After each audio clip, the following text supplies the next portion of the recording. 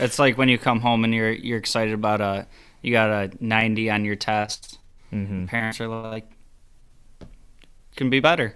Why Yeah. wasn't it 100? You're now listening to the Wandering Buffalo podcast with your hosts, Andrew Chang and Justin Goddard.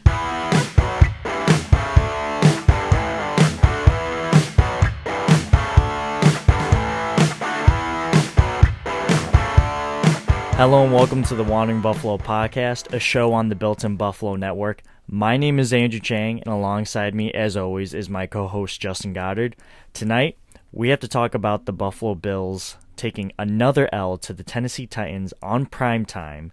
Final score of 34-31, and we'll talk about all the highlights, the lowlights, just our overall takes from all the position groups, and just how we feel in general about this game. But before we get into all that, you can find us on most social media and podcasting platforms, and even on YouTube by searching up the Wandering Buffalo podcast. And you can always find other amazing shows and content and you know they're going to talk about this game highly with our other content creators here at the Built-in Buffalo Network. So definitely check out them. They do amazing work over there. But Justin, I know that game was tough last night, and we were fortunate enough to watch it with each other. Are you feeling a little better today than last night? Yeah, I definitely left last night in a bit of a mood, and after having slept on it, it wasn't like an egregious loss, and it was a fun game to watch. It was a little stressful, but we've had worse losses in the past 20 years and ones that stung more. Definitely one that hurt. Definitely one I think we should have came home with a W with. But I have reasons why it's not the most upsetting thing that I've seen. And after a night of sleeping on it, I'm back to a level playing field. How about you? Did you get your heart rate back down? So what Justin's alluding to, we were, as I mentioned, we were fortunate enough to watch the game with each other last night, and I think it was at the second to last drive, I was like, you know what, I feel like my heart rate's going pretty high right now. Let me check this out. So I pull out my Apple Watch here, and I, decide to, just look at where my heart rate is, and it usually rests at around a 60-ish, and it progressed all the way up to like 120, 130, and it was intense for me. It was a game that I personally thought was, if you're not even a fan of the game, that's an instant classic kind of a game. If I didn't was kind of on the fence about liking football and I watched the game, I'd be like, nah, this sport is great. So kudos to the Titans.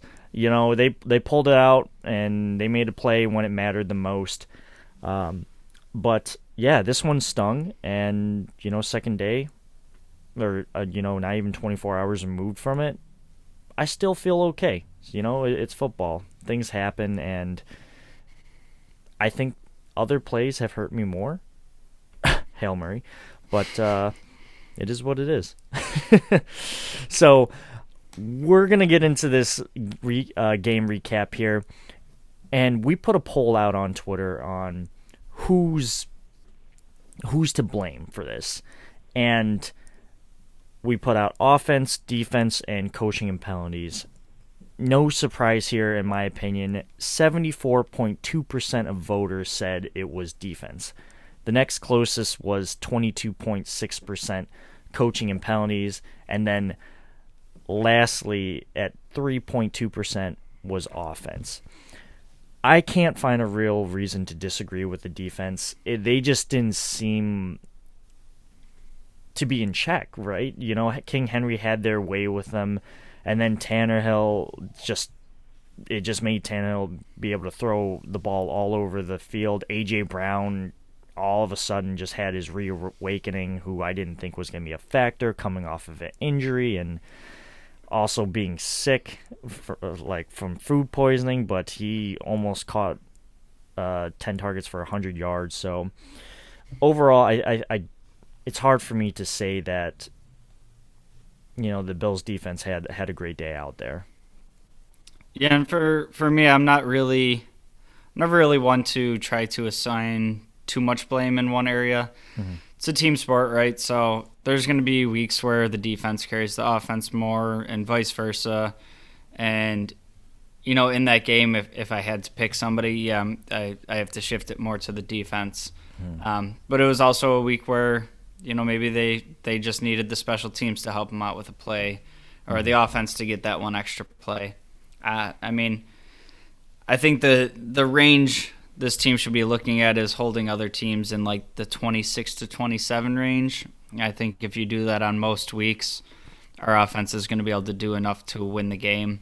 If I had to put it on somebody, I'd put it on the defense. I don't think they had the greatest showing yesterday. Yeah, one Twitter voter made a comment saying, like, why is there not a select all the above option? And that's a great point. I'm sure they would have picked it if that was possible. And I wouldn't blame them for that. Although again, I think the offense did a relatively good job. And speaking of offense, we have to start with Josh Allen. So Josh Allen went 35 of 47, and that's good for 74.5% completion percentage, 353 passing yards, a QB rating of 107, 3 touchdowns, 1 interception. And I'll just say overall, it was a great/good game from Allen, and I just love what he does for this team, but he can't do it all, right? I think about that play where he was trying to set up the first and goal, but he got stopped short of the first down, and which inevitably led to the 4th and inches QB sneak that we didn't convert.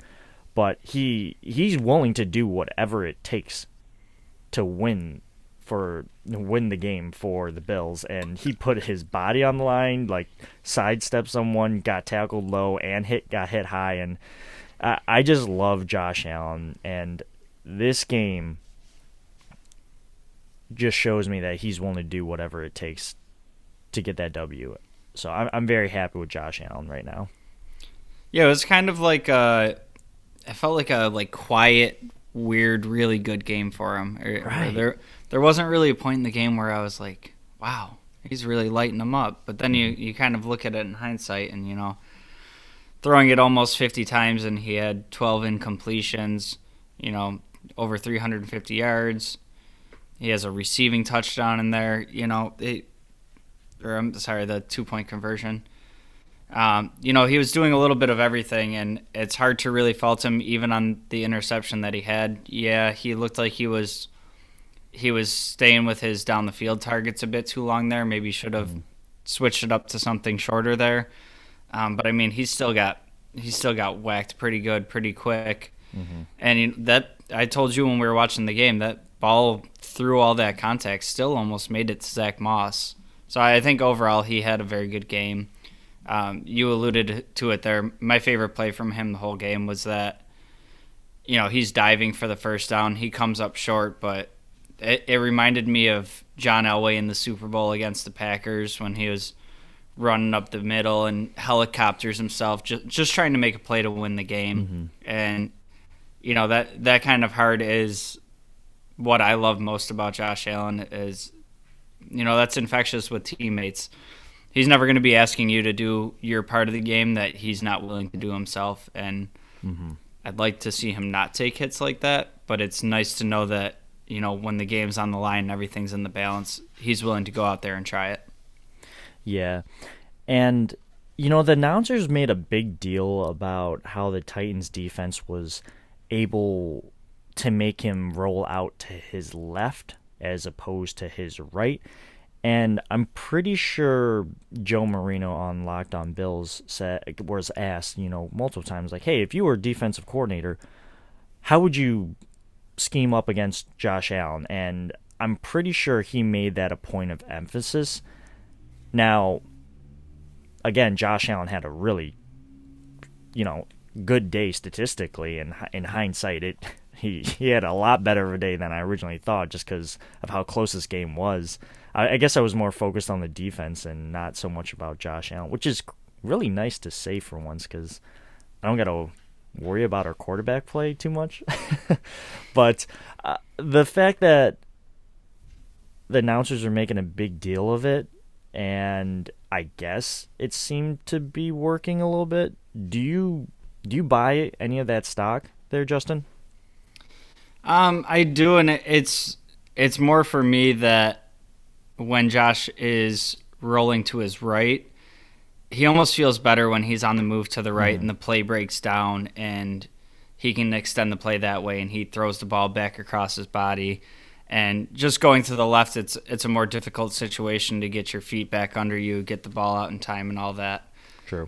So I think there is merit to it, and I also like Josh Allen has adapted and overcome all the things that were, his shortcomings coming up in the league. It was first, he couldn't beat man coverage.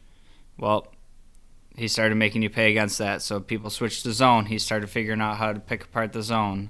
So, we're going to throw a bunch of blitzers at him. Figured out where the blitz is coming from is where the open guy is. It's one thing after another that defenses try to throw different things his way, and he's getting right back to work at practice, and he's not even going to roll right the entire week of practice. He's going to work on everything to the left because, maybe he thinks that's going to be the book on him, and it's just going to be the next step that he has to overcome, and I have full faith that he'll do it. Yeah, and I didn't really share this thought with you last night, but what quarterback wouldn't have trouble rolling out to their left, squaring up their hips, getting their feet underneath them, and throwing on the run? That's a pretty hard thing to do and ask for your quarterback. So it's kind of like, yeah, of course that's going to be a much harder throw than for him to roll out to his right. And we've seen Allen make that kind of throw before. Remember last year against the Rams where he rolled out to his left, hit Gabriel Davis on that long post route, and then again Monday Night Football with Stephon Diggs on his third touchdown rolling out to his left. He can do it. Josh Allen can literally do it. So I take back what I said. I don't think it's that big of a deal. I think Josh Allen will work on it because he's got that growth mentality aspect, and hey, maybe this will be a blessing in disguise.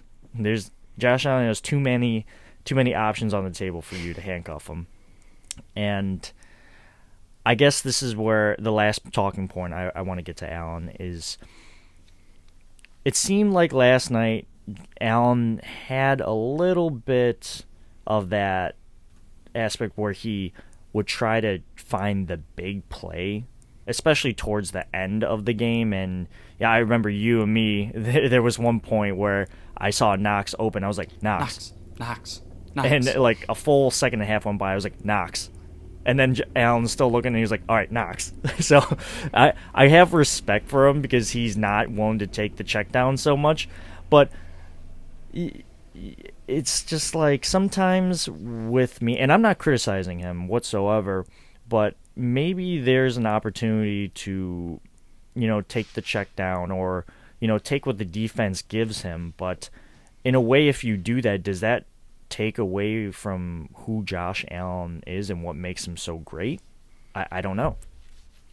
Yeah, I have kind of conflicting feelings on this because I think it's part of like where his most ridiculous plays come in. But there's also, for me, it seems like, in particular, like when they take a penalty or a big sack and they're behind the sticks and it's, 2nd and 20, he seems to me to have a propensity to try to get it all back in one play and not be looking at it so much as like, well, if we pick up 8-9 yards here, then we're back to 3rd and 10. We pick up 10 yards all the time. Looking at it more in two plays, it seems like when a mistake like that happens, you get a holding call or something that brings back a big play. It seems like the next play he wants to get that play right back. And I don't really have a problem with him doing that. I just think that it's not always the best option, and that little bit of in-between of taking the profits would just take him to a whole nother level. It's a lot lot harder than I'm just saying it, going through your second, third, fourth reads. There's a reason I'm sitting here, so I don't have much criticism for that, just kind of just a little thing I noticed, yeah.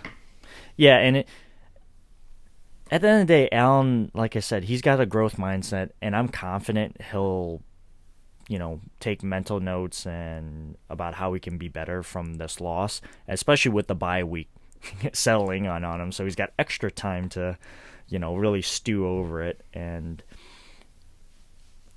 it just feels so weird to say, like, I think he can be better, but he just got done throwing for 350 yards and completing about 75% of his passes and 3 touchdowns.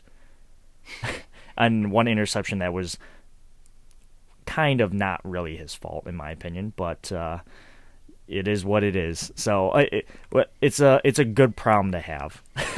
It's like when you come home and you're excited about you got a 90 on your test. Mm-hmm. Parents are like, can be better. Why wasn't it 100? Yeah, story of my life, quite literally. I'm just like, okay, I realize I'm not good enough. All right, let's transition to the offensive line here. And, I mean, they got for sure sometimes. But it's hard to say if they were... If the offensive line itself was completely terrible, considering how hard it would probably is to play offensive lineman for Josh Allen, especially when he starts moving hard left and right. Because you're as an offensive lineman, you're in front, right? You're looking at the person in front of you. If Josh Allen rolls out left, you don't really know that until you look behind you and go like, oh, he's all the way over there. Like, so offensive line play here, I think that they did okay. I would have liked better. I would have liked more out of Feliciano and Morris here. Spencer Brown, we definitely got to talk about him. We went through some rookie moments there, which eventually led to his Josh Allen's interception. But overall, I don't know what to think about this offensive line, and I just got to wait for someone to break the tape down because I'm too stupid to know what I'm looking at this moment. Yeah, I'm kind of in the same boat with you. Offensive line it's one that I struggle with, especially just on, first watch. Your eyes want to follow the ball, and you got to kind of watch it again to really get an idea. But what I did notice during the game is it kind of reminded me a lot of Pittsburgh's game plan on the D-line, where it wasn't so much seeing our linemen get beat straight up, facing somebody man up. It seems like we were getting beat more on stunts and blitzes and kind of the gaps changing in front of them. So I don't know if that's, a lack of communication, just not being able to get to the spots when things start changing. I haven't had the opportunity to rewatch this game with it just having happened last night, but that was my overwhelming theme is, Brown got beat straight up on bull rushes a couple times, and we're going to have to deal with that with a rookie tackle. It's going to happen. But what's more concerning with me is the stunts and the pressures that come right up the middle and don't really give Josh Allen an opportunity to step up or move the pocket. And I think overall they played a pretty decent game, but there's definitely room to clean some things up on the interior. Yeah, and Spencer Brown, again, it was a hard game. You're asking him to go up against Bud Dupree, who was a highly targeted free agent defensive end for Pittsburgh. And I think he did okay. Wasn't his best game, but there were still moments where Spencer Brown held up pretty well. Again, I liked him in the run game with his tenacity, pushing people. There was one play where Moss was kind of standing still and then eventually fell, and then you just see Spencer just come over the top to push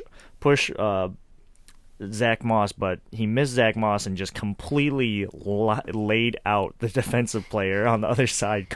You just heard a, and I was like, oh my God.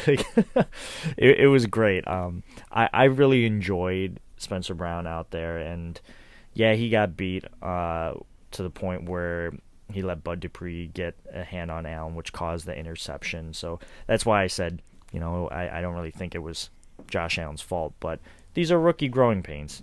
He'll get over it. And then with Dion and Feliciano, and, well, let me stick with interior. When it comes to Mitch Morse, Darrell Williams, and Feliciano, I'm more worried about Feliciano. He's definitely the weak chain on the link here. And the announcers even said, like, they're running a lot of stunts in games, and Feliciano lost a lot of weight, and when a defensive lineman came in with a running start and hit him, it literally looked like it shot him back into like a couple of yards, which put instant pressure on Allen. And I don't know. I think Morris did okay, although I would like more out of him, but he has been playing really good lately. Darrell Williams, didn't really notice too much from him, but Dion, he did good outside of the getting beat on that 4th and inches play, so it is what it is. But like I said, overall, I just need to watch tape because I have to see what's going on and what really happened and how Tennessee disrupted this offensive line. Yeah, and I agree with you 100%. I think Feliciano is the weak link on this offensive line. Mm-hmm. But as it stands now, I feel like we need to find a way to overcome that with Feliciano in the game. Mm-hmm. I think if they thought they had a better option, it would have already happened. We got to see Butker play when Feliciano was out with an injury. Mm-hmm. I think if he impressed them enough, he'd still be in the starting lineup. I think that job was kind of up for grabs at that point. Mm-hmm. You're not going to pivot back to Cody Ford, and then we have some kind of journeyman depth pieces there. So I think kind of as it stands in the season right now, we can talk about trade deadline targets and, what you'd go after. Mm-hmm. I think Feliciano's position is easily our most upgradable spot on the roster. But then you have to kind of look across the rest of the league. It's not unique to the Buffalo Bills struggling to find good guard play. You see that all across the league. So not only do you have to find somebody that you think is an upgrade, you have to find a willing trade partner that's willing to let that go. And I just don't see a likely outcome where it's a position that we can upgrade in season. Mm-hmm. So I think it is what it is for right now. We got to try to do the best we can to kind of hide that deficiency. Right. So let's move on to the tight ends, and we know Dawson Knox didn't finish the game, and initially watching and not knowing that he broke a bone in his hand, I thought to myself, I was like, whoa, for a former quarterback, that was a pretty bad throw.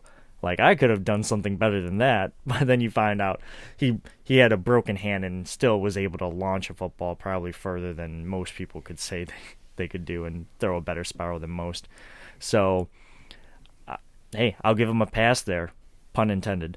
So, and, I think my favorite play out of that entire tight end room was either that pass to Josh Allen or quite literally seeing Tommy Sweeney catch a perfect pass, from Josh Allen.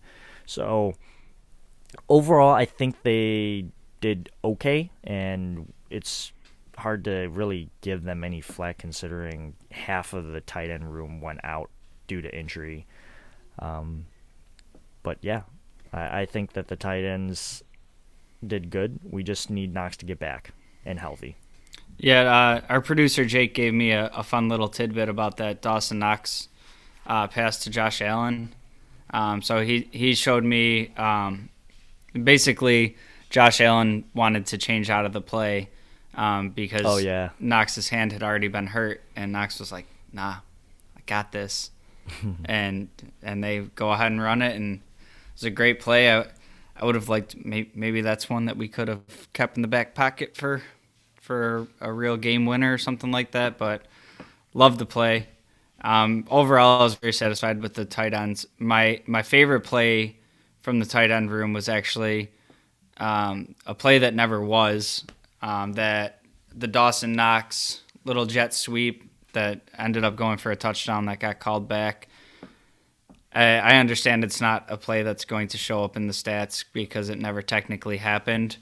But we've seen that play with him before, and I just think with his size and physical abilities, that's the type of play that we need to sprinkle in once in a while, because he's getting that ball in his hands with a full head of steam and blockers in front of him.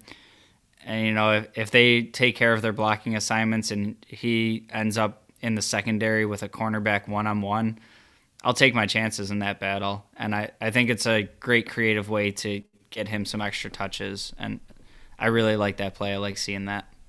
Yeah, definitely creative play calling there.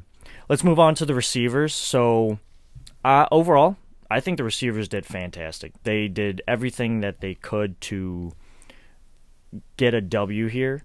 And even Beasley got involved, which kind of feels weird to say because, the past couple of games, it just seemed outside of his target high, 11 catches or 11 targets, he was kind of just not really in the game plan for a little bit, or at least it felt that way. And this week was much different, and Beasley had a quiet 8 or 9 catches, I think, or something like that, for like 70 yards, 80 yards or something to that effect, which I was like, oh, really?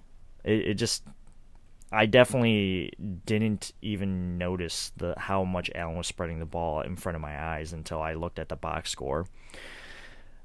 Obviously, my favorite play is going to be the touchdown to Diggs, and consequently, my least favorite play was, the play that didn't happen, the Sanders hold. I didn't like that hold, and I thought it was a little obvious and easy for the reps to point out. So, not great for Sanders to get that hold, but if he would have blocked him a little cleaner, we're talking about 7 instead of 3. So, yeah. Yeah, I think the receivers overall had a good game. The only real complaint I have is, and it feels weird saying it, when we threw for 350 yards, but with them already having kind of a weak secondary and then some injuries start popping up, I think in the second half we started kind of pressing them a little bit more. But I would have liked to see earlier in the game, and I don't necessarily know how much I can put this on the wide receivers. It seems like we kind of came out to start the game with like an aggressive game plan and then got timid and kind of set us up to settle for those field goals early. And I really wanted to see them come out with their foot on the gas. I think if you come out in those first 2 series and you go up 14-0 instead of 6-0, you really take Derrick Henry in the run game out of the game a lot earlier. Not to say they're going to completely abandon it, but it changes the whole philosophy. So I guess I would have liked to see them be able to beat up the secondary a little bit more. But again, we're saying that with Josh Allen facing pressure all day and still throwing for 350 yards. And I guess my least favorite play would be, and I guess maybe the Diggs miss in the end zone, and I can't really put that too much on him. The ball was, very low and away. But I turned to you and told you right in that moment, like, you give that play to Diggs 10 more times, he's catching it 7 out of 10 times. It was within his catch radius, and it's a ridiculous play to ask somebody to do, but it's also the type of play that you see Diggs make all the time. So, yeah, it's a little ticky-tacky, but yeah, I'm not going to put that one on Diggs because it was pretty low and out to his left. And yeah, Allen's got to do a little bit better job on delivering it to Diggs a little more clean. But again, that wasn't his fault, and I agree with you because had Diggs anticipated that kind of throw or that type of projection, he he definitely makes that catch easily 7 out of 10 times. Easily. Let's move on to the running backs. Yeah, they were there, I guess. They were. I don't think they were necessarily effective, and I think we eventually kind of went away from it and started throwing the football a lot more. Hence why Allen threw 47 passes. If the best play was obviously Singletary's 14-yard burst, and then you saw them kind of go away from Singletary and bring Moss in for pass protections because, they were the Tennessee Titans were sending some intricate-looking blitzes with some cornerbacks, so they wanted some extra protection. So it makes sense why we didn't see Singletary too much. But I guess that's my least favorite thing about the running back group is that it's almost obvious when we're trying to be one-dimensional at this point if you see Moss go in and you see him stay in the backfield, like, what his assignment is. He's probably not going to leak out too much. Like, he's there to keep Allen clean. No one's blocking him. Then he might leak out. But yeah, I think that overall we got one-dimensional, so we didn't really see too much out of the running backs. Yeah, I don't really have much to say on the running backs this week. I mean, we had Singletary had 5 catches, netted 16 yards. It's a nice addition, but when you're talking about the running back room and between our 2 main running backs, they had 13 carries, and then you have Josh Allen who took 9 carries. The running backs really weren't any sort of focal point in this. I just feel like we were running pretty decent with Singletary early, and he averaged about 5 yards per carry. But again, you're talking on 8-9 carries, and that with a long of 14. So I mean, overall, they just weren't very effective in the run game. But they also didn't have a ton of chances. So I really don't have much on the running game this week. Yeah. And it's still work in progress. Remember, again, second week this offensive line combo gets tried out, so they're still figuring each other out, in my opinion. But let's transition to special teams. I got to say my favorite thing that I saw with special teams was the fact that Tyler Bass was very purposeful in the fact that he wanted the returner to take the ball out. And it was consistent that they didn't get 25 yards, I think, on a return. There was one where they got to like the 35. But all in all, I made this comment during when we were watching the game last night, and I was like, I love the fact that McDermott is so gritty that he doesn't want to give you an inch, even on a kickoff. He makes you want to work for that 25. And if it's 24 yards, he's satisfied with it. So that's what I really like from the special teams play last night. And obviously, I'm going to talk about the hold on Andre Smith.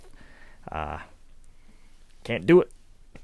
But hey, it is what it is, and there were holds on other players on this team, so I can't really be too upset with them.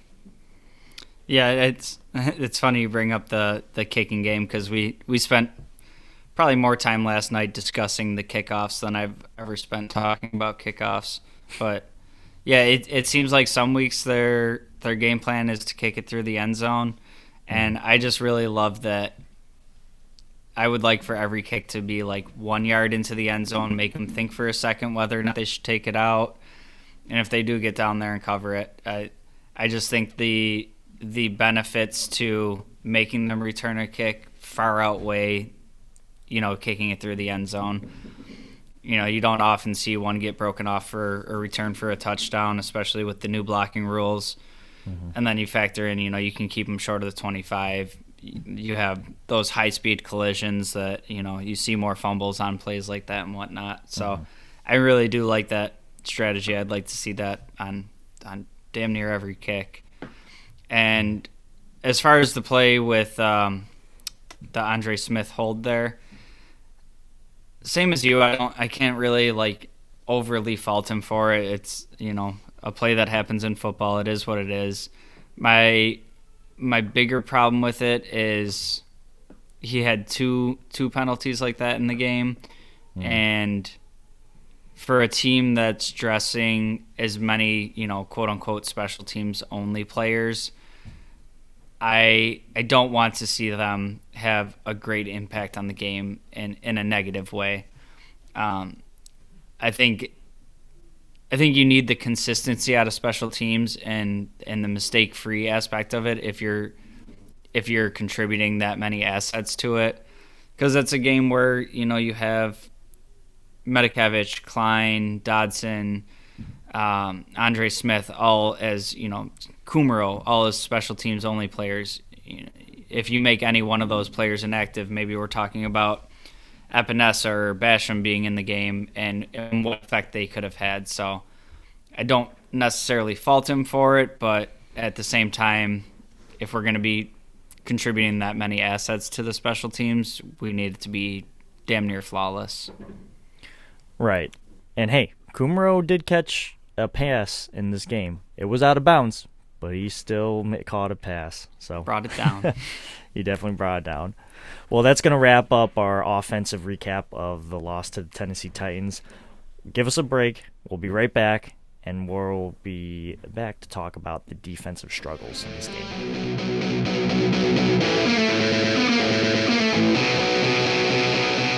Welcome back, everyone. We're going to wrap up today's recap episode of the loss to the Tennessee Titans by talking about this defense. And Justin, you know how I do this every time. I'm just going to list off some stats here, and you just tell me how you feel real quick. 53 tackles, 41 solo tackles, 0 sacks, 3 tackles for loss, 2 QB hits, 3 pass breakups, 34 points allowed. I'm feeling weird. I've said before, I don't think that our defense is necessarily as good as we're showing with the 2 shutouts in 4 weeks. I think there was definitely room to regress a bit there. I think we've been playing very opportunistic defense and capitalizing on a lot of turnovers that kind of inflate the numbers. But it seems like they went into this game with a game plan of shutting down Derrick Henry. And I know, looking at the numbers afterwards, it looks like we really failed at that. But if you take away that one run, it was a 76-yard touchdown. You're talking about you held them to about 80 yards, and I think that's a pretty good job of limiting him. Obviously, it doesn't work that way. You can't just take out the one run. But where I kind of have mixed emotions on this game is having both Epinesa and Basham inactive. When it's a game where we got very little pressure, we got no sacks, and it's against an offensive line that's really been struggling. They went into the game allowing 20 sacks thus far this season. So that's like my major criticism of the coaching, and I don't even really disagree with it. I think they had a good game plan for slowing down the run. Epinesa in particular is a guy that I don't want to see inactive on a game day. Yeah, so let's talk about the defensive line here, and you already kind of gave your thoughts. So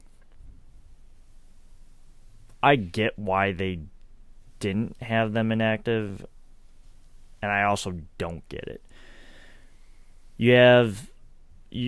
Was Vernon Butler in there? Wait, am I making that up? Was he active? No.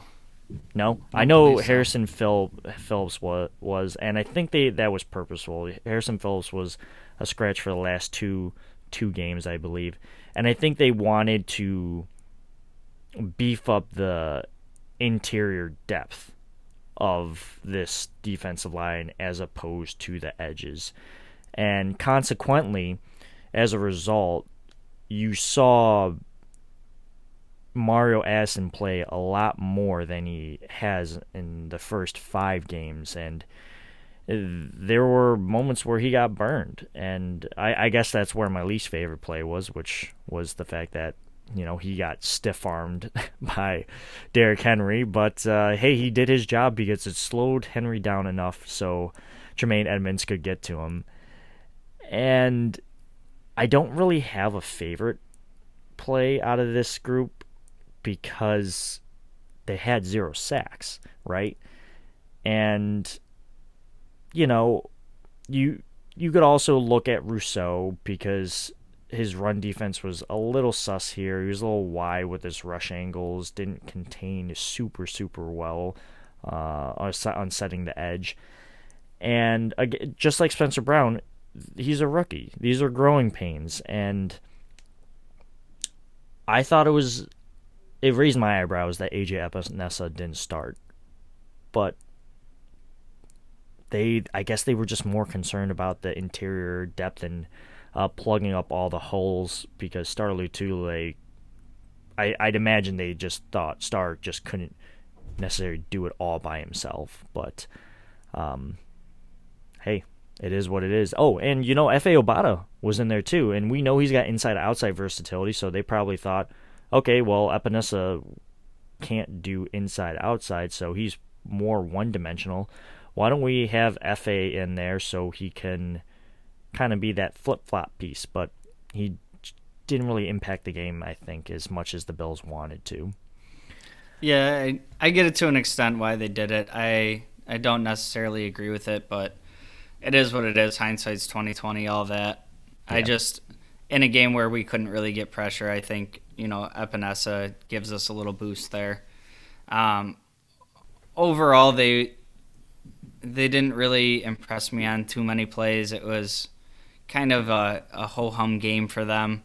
My least favorite play was, and I don't want to lump on Rousseau too much because he's been having a good season thus far, but on that Derrick Henry run, he really got himself upfield and just really over-pursued that play and just opened up a gigantic cutback lane for Derrick Henry, and he just, the rest is history. And I can't put that whole play on him because, there's 10 other guys that are supposed to be making the tackle too, but it really opened up the window on that play. Right. Let's transition to linebackers here, and, overall, I think the linebackers played pretty well. Edmonds did a very good job with King Henry. He stood him up a couple of times, tackled him, pushed him backwards, helped keep him in place so other teammates could rally and tackle him. And oh man, I just think Edmonds had a really, really strong game, really strong, and it's really nice to see him be validated within the Bills community Bills Mafia's community, because Edmonds is kind of like a weird situation. You either love him or hate him. I don't understand why. I think he's great, but that's just my personal opinion. And yeah, I real quick, one thing I didn't like about this game plan, and I can't give too much hate to the linebackers here, was that they were pretty susceptible to play action, which all linebackers really are. And the fact that the Bills' defense in general couldn't stop the run made the linebackers' pass coverage against play action that much worse. So it's kind of like, I guess I have to be upset with you with your pass coverage, but it's not really your fault. But it is your fault. Catch-22. Yeah, I think it was like about 3 weeks ago I kind of gave my little piece on, why I wasn't fully sold on Edmonds, and he's proved me wrong the last 3 weeks as far as I'm concerned. It's kind of like all the little things that I brought up. Yesterday, I think he had a great game. I feel like that was his best game of the season. Maybe the best game I've seen out of him as a Bill. I mean, he was really laying some lumber there. It wasn't really just, taking on Derrick Henry and sticking with him till he got to the ground. There was a few plays in there where he really popped Derrick Henry and kind of stood him up, and you don't see many players in the league be able to take on Derrick Henry like that. So I was very impressed with him yesterday. I thought Milano kind of had a quiet day, a good game. I mean, nothing super spectacular, but Edmonds really impressed me yesterday. Yeah. Well, hey, Milano was out there and he was healthy, so I'm A-okay with that. And, could have been better, but unfortunately we're not talking about that. Let's transition to the cornerbacks here. And, it was a quiet day for them in a good way, but it also wasn't quiet, right? So they didn't let a passing touchdown in, so that's something I really liked. But at the same time, A.J. Brown and I forgot who no-name very low wide receiver the Titans had, but all of a sudden he became a factor late in the game. And all I could think to myself was, why is this happening? Like, quite literally. And I felt like they were picking on Levi a little bit. We saw the long pass to Julio, and I'm not going to really fault Micah Hyde for that, and he's not really in this cornerback room discussion that we're talking about. But Julio had a Julio-like play. We know he didn't finish the game, but A.J. Brown, when they needed a play, they went right to him, and I think Levi kind of got a couple times. Yeah, I feel like the secondary was the tale of two halves yesterday, and I think overall the numbers don't look that impressive for Tannehill, but I think he kind of went to work in the second half. And I'm pretty sure A.J. Brown was held without a catch in the first half. Yep. And then, so when you look at his numbers, 7 receptions, 90 yards, and all that coming in the second half, it just kind of shows that they figured out where they could take advantage of us and did it often. I don't think our secondary had a terrible game, but I think Julio Jones and A.J. Brown are the type of receivers that we really see our team struggle with at times, where it's kind of like, the big boys that they'll get you at the catch point, but they also got some quickness to them. But the big physical receivers seem to be the type that we really struggle with. Right. Let's transition to the last group here, and that's safeties, right? Poyer pick. That's definitely the best play in my opinion. He just completely read Tannehill. It was too easy for Poyer. And my least favorite play has to be the Micah Hyde angle that eventually led to that 70-yard King Henry touchdown. He went straight and then cut hard to his right. Not ideal, but you don't ever really see Micah make a mistake like that, so I'm not going to give him too much gripe for that because he's so good and has been playing out of his mind this year. So it is what it is. Yeah, my favorite play from the safeties actually wasn't the Poyer interception, and it's going to sound strange, but my favorite play from the safeties was Micah Hyde on a play.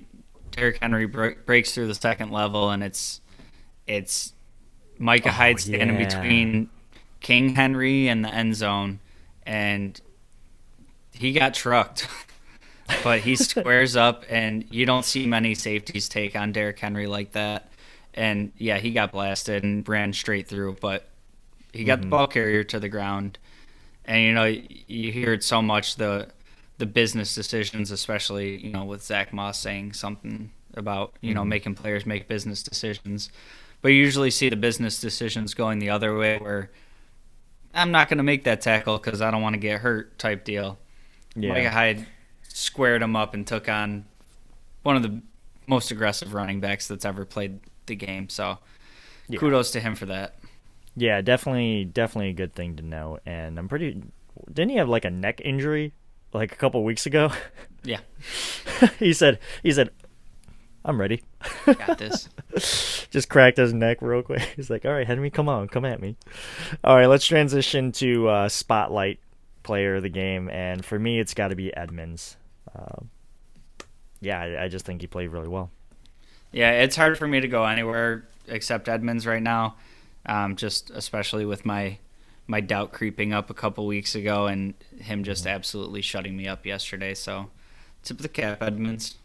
Yeah. Oh, and we'll talk about this briefly, but did you think that it was the right call for the Bills to go for it on that 4th and inches?